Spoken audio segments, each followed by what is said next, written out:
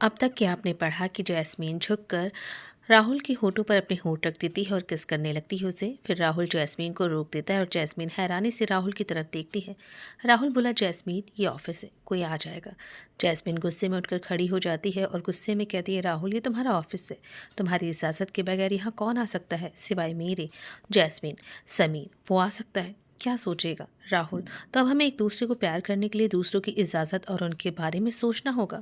Jasmine, नहीं ऐसा कुछ नहीं है, बस तुम्हारी इन धड़कती धड़कनें, ये सांसें और तुम, सब पर मेरा, सिर्फ मेरा हक है।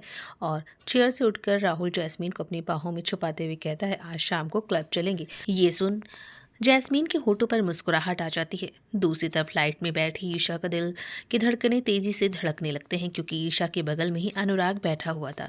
पर अनुराग ईशा से कोई बात नहीं करता है। ये बहुत ही अजीब लगता है ईशा को, पर वो कुछ नहीं बोलती है। अब आगे कुछ घंटे में ही ईशा और सभी मुंबई पहुंच जाते हैं और घर के दरवाजे के पास जैसे ही सभी पहुंचते, वहां अनुराग की बहन प्रियंका आरती की थाल लिए खड़ी हुई थी।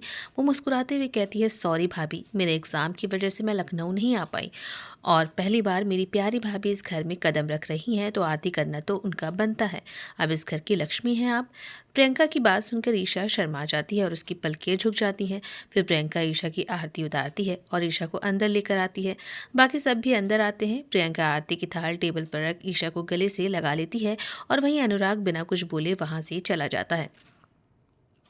ईशा और ईशा की भाभी को ये बहुत अजीब लगता है। तभी प्रियंका कहती है, चलिए भाभी, आप सबको आपका कमरा दिखाती हूँ।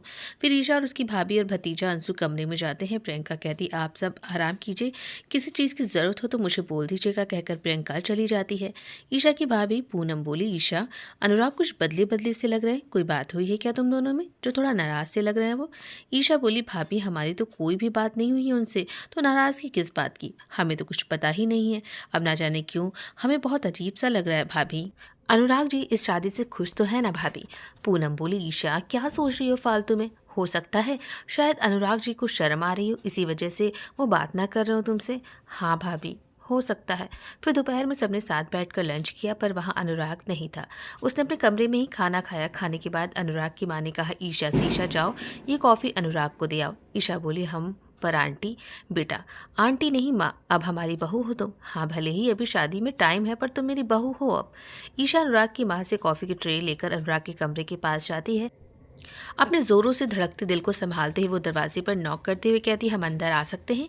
ईशा का दिल जोरों से धड़क रहा था। वो अनुराग के जवाब का इंतजार कर रही थी। अंदर आ जाओ। अंदर से अनुराग की आवाज़ आई। ईशा अपने धीरे कदमों से अंदर जाती है और सिर झुकाकर अनुराग के सामने कॉफ़ी की ट्रे करते हुए कहती है, ये आपकी कॉफ़ी। अनुराग कॉफ़ी का मग उठा लेता है और ईशा फिर वहाँ से जाने लगती है। तभी अनुराग कहता है, रुको ईशा। ये सुनते ही ईशा के दिल की धड़कनें और भी तेज़ी से धड़कने लगते हैं। वो चुपचाप खड़ी हो जाती है। ईशा, शाम को मेरे साथ क्लब चलोगी तुम। ईशा मुड़ी और बोली, क्लब? ओह सॉरी ईशा, तुम तो क्लब कभी गई नहीं होगी। खैर शाम को तुम तैयार रहना, हम बाहर चलेंगे। ईशा हाँ में सिर हिलाती और अपने तेज कदमों से कमरे से बाहर आ जाती है। सुबह से शाम हुई, राहुल अभी भी ऑफिस में था। तभी राहुल का फ़ोन रिंग करता है। राहुल फ़ोन उठाता है। हेलो माँ। राहुल, बेटा शाम के 7 बज रहे और तुम अभी तक घर नहीं आए। माँ, ऑफिस में काम है, पर बेटा 3 दिन बाद तुम्हारी शादी है, अब ऑफिस से छुट्टी ले लो। हाँ माँ, इसीलिए तो जो ज़रूरी है वो काम कर रहा हूँ। ठीक है बेटा, जल्दी आना। जी माँ। फिर फ़ोन कट जाता है। इधर ईशा तैयार हो जाती है। अपने बालों को आज उसने हाफ क्लेचर लगा खुला रखा हुआ था। सिंपल सा अनारकली सूट पहना हुआ था। होठों पर पिंक लिपस्टिक। बहुत ही सादगी से ईशा तैयार हुई थी, पर अनुराग को सोच सोच वो बहुत शर्मा रही थी और साथ ही बहुत घबरा भी रही थी। ईशा की भाभी पूनम बोली, ईशा बस करो, अब शर्माना बंद करो। ईशा बोली, भाभी आप भी चलिए ना, हमें अकेले बहुत अजीब लग रहा है। ईशा का भतीजा बोला, बुआ मैं चलूंगा ना आपके साथ। तभी ईशा की भाभी बोली, अंशु कल चलेंगे सब साथ, अभी बुआ को फूफा जी के साथ जाने दो। अंशु हाँ में सिर हिलाता है। तभी दरवाजे पर नॉक होता है। ईशा दरवाजे पर देखती है तो सामने अनुराग खड़ा हुआ था। अनुराग हैरानी से ईशा को ऊपर से नीचे तक देखता है, फिर कहता है, चले अब। ईशा हाँ में सिर हिलाती है और अनुराग के साथ बाहर हॉल में आती है। अनुराग की माँ कहती है, जल्दी आना दोनों। फिर अनुराग और ईशा लिफ्ट से नीचे पार्किंग साइड आते हैं। ईशा बहुत घबरा रही थी और बार बार अपनी चुन्नी को उंगली में उलझा रही थी। ये सब अनुराग देख रहा था। फिर अनुराग अपनी कार में बैठता है और ईशा भी बैठ जाती है और गाड़ी स्टार्ट होती है और रोड पर चल देती है। दूसरी तरफ जैस्मीन और जैस्मीन के दोस्त क्लब पहुंच चुके थे। चारों तरफ लाउड म्यूजिक बज रहा था। कपल्स म्यूजिक की धुन में नाच रहे थे और कुछ बैठे बैठे बातें कर रहे थे और कुछ के हाथों में वाइन के ग्लास थे। जैस्मीन ने ब्लैक शॉर्ट ड्रेस पहनी हुई थी और गला बहुत डीप था, जिसकी वजह से उसकी क्लीवलेस साफ दिखाई दे रही थी। सूर्या कहता है, जैस्मीन, राहुल कहाँ है? वो तुम्हारे साथ नहीं आया? क्या तुम्हारे लिए उसके पास टाइम नहीं है क्या? हंसने लगे सब। जैस्मीन बोली, ओह शट अप सूर्या, तुम्हारी बकवास हमेशा चालू रहती है। तभी सूर्या जैस्मीन की कमर से पकड़ उसे अपने करीब करते हुए कहता, तुम्हें किसी और की बाहों में मैं नहीं देख सकता हूँ जैस्मीन। क्यों उस बोरिंग राहुल से तुम शादी कर रही हो? जैस्मीन उससे दूर होते हुए बोली, फ्रेंड हो इसीलिए तुम्हें थप्पड़ नहीं मारा। और हाँ, वो बोरिंग है पर तुम्हारी तरह नहीं है जो लड़कियों को सिर्फ खेलने की चीज़ समझे। जैस्मीन, मैं बदल गया हूँ, तुमने मुझे बदल दिया है। और वहीं टेबल पर रखा एक बॉक्स जैस्मीन को देते हुए कहता है, जो कहोगी करूंगा, लो तुम्हारे लिए गिफ्ट। जैस्मीन कहती है, देखो सूर्या, मैं तुम्हें पसंद करती थी पर तुम्हारी छिछोरी हरकतें मुझे पसंद नहीं, इसीलिए तुम्हारे प्रपोजल को मैंने ठुकरा दिया। और राहुल बहुत अलग है। खैर, मैं भी राहुल को फ़ोन करती हूँ, कहाँ है वो? फिर जैस्मीन अपने फ़ोन से राहुल को फ़ोन करती है और वहाँ से थोड़ी दूर पर जाकर फ़ोन पर बात करने लगती है। हेलो राहुल, कहाँ हो? मैं कब से तुम्हारा वेट कर रही हूँ। बस जैस्मीन, रास्ते में हूँ, आ रहा हूँ।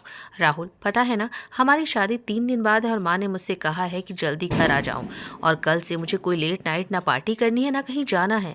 ठीक है जैस्मीन, शादी के बाद पार्टी कर लेना। और बस पहुँचने ही वाला हूँ मैं। राहुल, तुम अकेले आ रहे हो? नित्या और समीर? जैस्मीन, नित्या कैंप में है, समीर भी उसी के साथ है। कल शाम तक वो लोग आएंगे, बाद में सबके साथ अच्छी सी पार्टी कर लेंगे। ठीक है राहुल, जल्दी आओ। इधर सूर्या कहता है, कुछ भी करके आदित्य, मैं ये शादी नहीं होने दूंगा। आदित्य और सोनिया कहते हैं, तुम पागल हो गए हो? दोस्त है वो हमारी और तुम अपनी दोस्त की जिंदगी खराब करना चाहते हो, क्यों? वही तो सोनिया और आदित्य, दोस्त है मेरी, पर मेरी ही नहीं सुन रही है जैस्मीन। मैं सच में उससे बहुत प्यार करता हूँ, उसे खोने नहीं दूंगा मैं ये शादी होने नहीं दूंगा।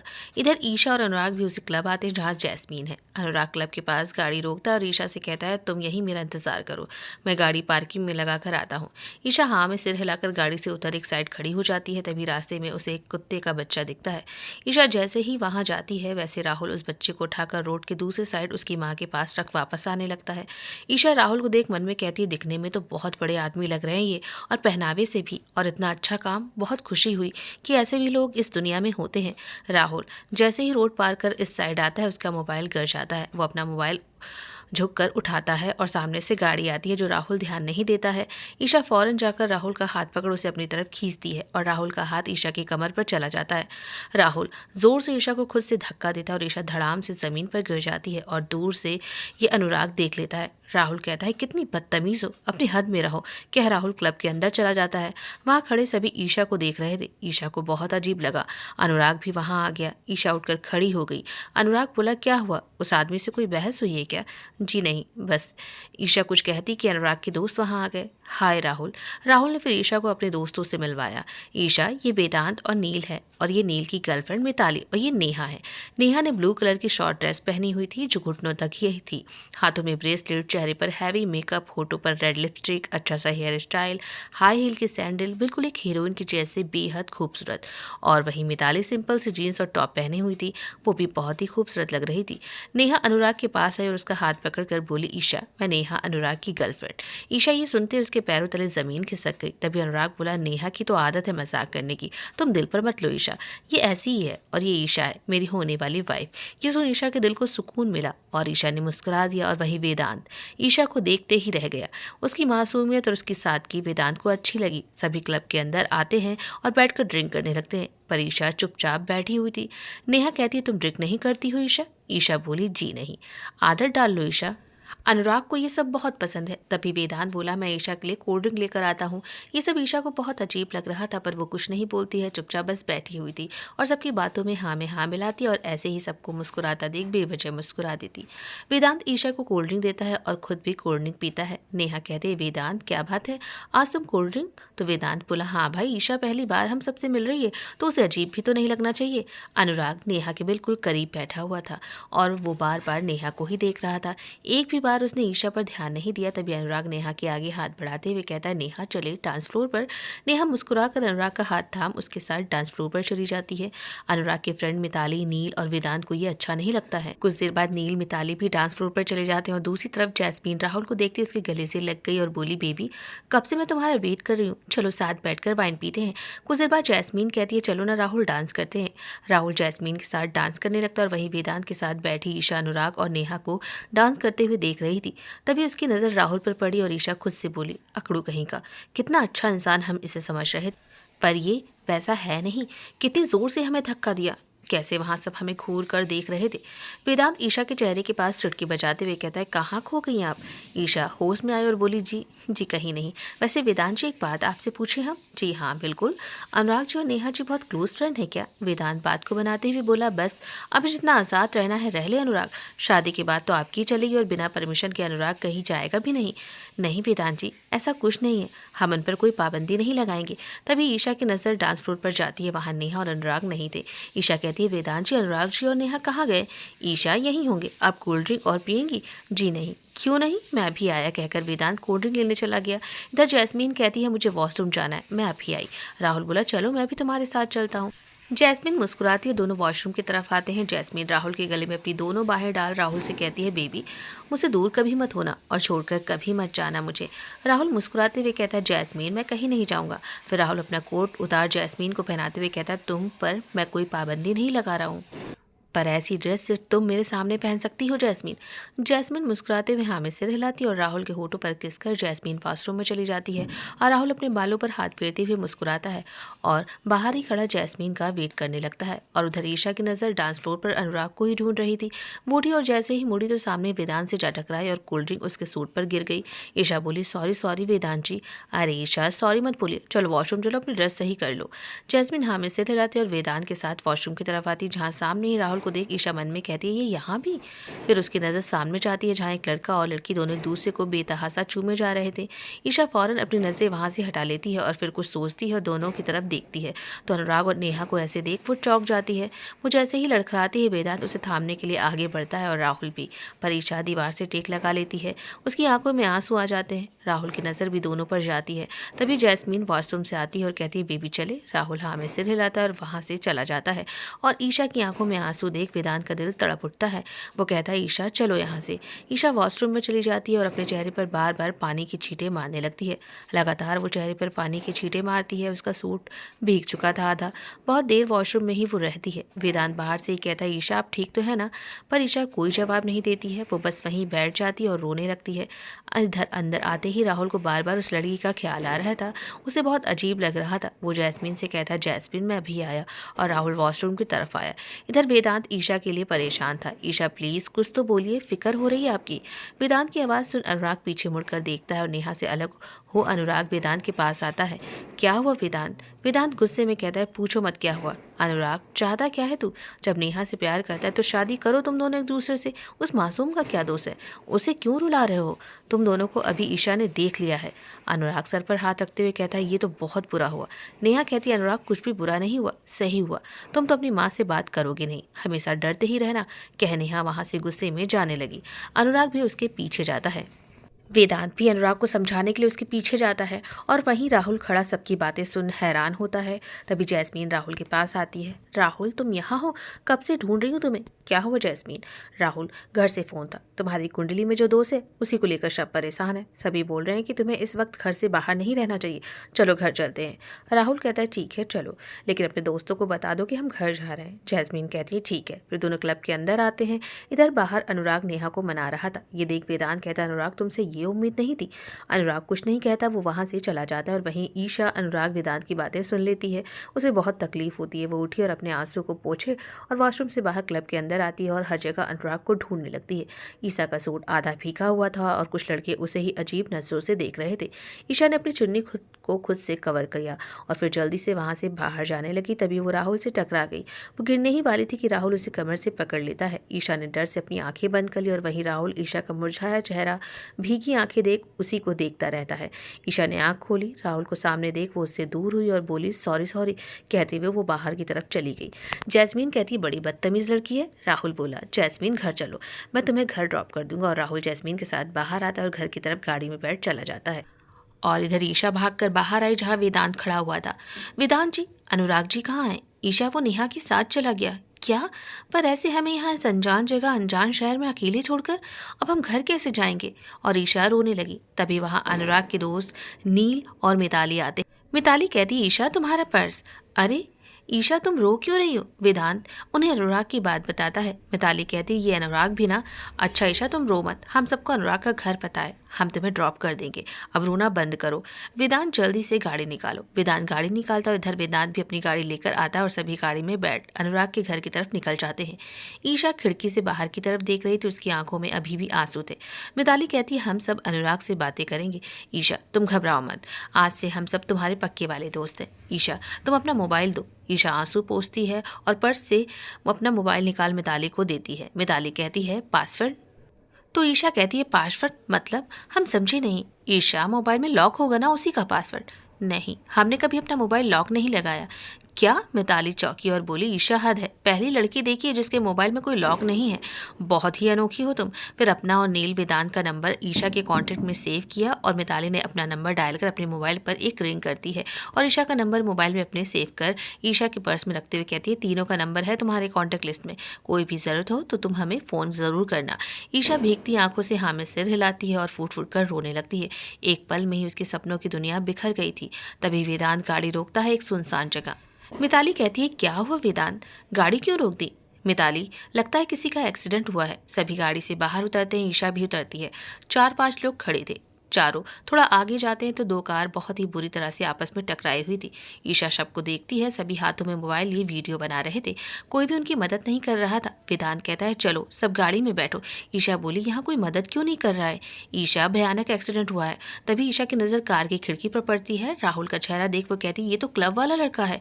वो फौरन गाड़ी के पास जाती है जहाँ राहुल बेहोश था और जैस्मिन डर से बैठी हुई राहुल को ही देख रही थी।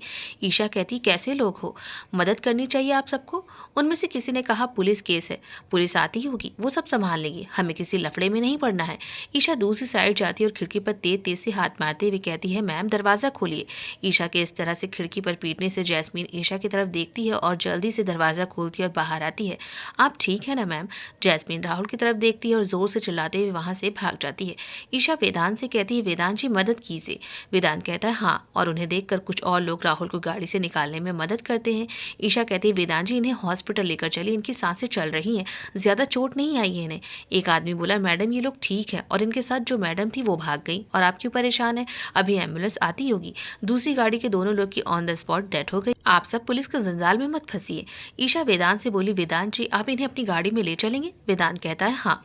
वेदांत ईशा को चाहकर भी ना नहीं कह पाया और सहारा देकर राहुल को गाड़ी में बिठाया और वेदांत गाड़ी स्टार्ट करता है और हॉस्पिटल की तरफ गाड़ी चल देती है। तभी राहुल का फ़ोन रिंग करता है। ईशा कहती है लगता है उनके घर से होगा फ़ोन। नील राहुल के जेब से फ़ोन निकालता और फ़ोन रिसीव करता है। हेलो राहुल, कहाँ हो बेटा? नील बोला मैम जिनका ये फ़ोन है उनका एक्सीडेंट हुआ है, हम इन्हें हॉस्पिटल लेकर जा रहे हैं। राहुल की माँ घबराते हुए बोली राहुल ठीक है ना, और तुम सब उन्हें सिटी हॉस्पिटल लेकर चलो, हम अभी आ रहे हैं। फ़ोन कट जाता है। राहुल की माँ कहती है राहुल के पापा ऋषभ पल्लवी। राहुल की माँ की आवाज़ सुन सभी वहाँ आ जाते हैं। क्या हुआ माँ? ऋषभ जल्दी से हॉस्पिटल चलो, राहुल का एक्सीडेंट हुआ है, और पल्लवी तुम यहीं रहो रिया के पास। फिर सभी बाहर आते हैं और गाड़ी में बैठ हॉस्पिटल की ओर जाते हैं। वेदांत हॉस्पिटल के पास गाड़ी रोकता है। ईशा का फ़ोन बजता है। ईशा पर्स से फ़ोन निकाल साइलेंट पकड़ वापस पर्स में रख देती है। वेदांत और नील राहुल को उठाकर हॉस्पिटल के अंदर लेकर आते हैं। ईशा मिताली भी हॉस्पिटल के अंदर आती हैं। सिटी हॉस्पिटल में नित्या काम करती है। राहुल को सभी जानते हैं, इसलिए राहुल को देखते ही सबने राहुल को एडमिट कर लिया और राहुल का इलाज शुरू कर दिया। ईशा वहीं कुर्सी पर बैठ जाती है। वेदांत कहता है इनके घर वाले आ रहे होंगे। ईशा आपको घर चलना चाहिए। ईशा बोली नहीं, इनके घर वाले आ जाए फिर हम चले जाएंगे। इधर अनुराग नेहा को लेकर उसके फ्लैट की बिल्डिंग के सामने गाड़ी रोकता है। नेहा गुस्से में गाड़ी से उतरती है। राहुल भी गाड़ी से उतर नेहा को रोकते हुए कहता है नेहा क्यों गुस्सा हो, ऐसे वहां से चली आई, ईशा अकेली है वहां। नेहा गुस्से में बोली तो जाओ वहां उसके पास, लगता है वो तुम्हें पसंद आ गई है। ऐसा कुछ नहीं है नेहा, ऐसा ही है अनुराग। क्या? नेहा वहां से चली गई और अनुराग भी उसके पीछे चला गया।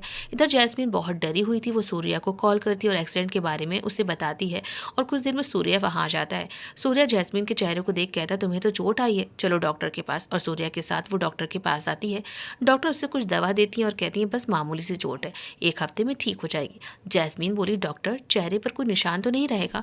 डॉक्टर बोली नहीं, गहरी चोट नहीं है, किस्मत अच्छी थी आपकी, वरना आपका चेहरा बिगड़ सकता था। फिर दोनों क्लिनिक से बाहर आते हैं। जैस्मीन सूर्या से कहती है, मुझसे बहुत बड़ी भूल हो गई, मैं राहुल को वहाँ अकेले छोड़ाई। सूर्या, चलो राहुल के पास, उसे मेरी ज़रूरत है। तभी जैस्मीन का फ़ोन रिंग करता है। जैस्मीन फ़ोन रिसीव करती है। हाँ माँ। उधर से आवाज़ आई, जैस्मीन कहाँ हो, राहुल का एक्सीडेंट हुआ है, तुम ठीक तो हो ना बेटा? हाँ माँ मैं ठीक हूँ बेटा, राहुल सिटी हॉस्पिटल में है, तुम जल्दी आओ, हम भी वहीं पहुँच रहे हैं। फ़ोन करती है जैस्मीन सूर्या से, बोली सूर्या चलो, राहुल को सब सिटी हॉस्पिटल लेकर गए हैं। फिर जैस्मीन सूर्या के साथ गाड़ी में बैठ हॉस्पिटल की तरफ चल देती है।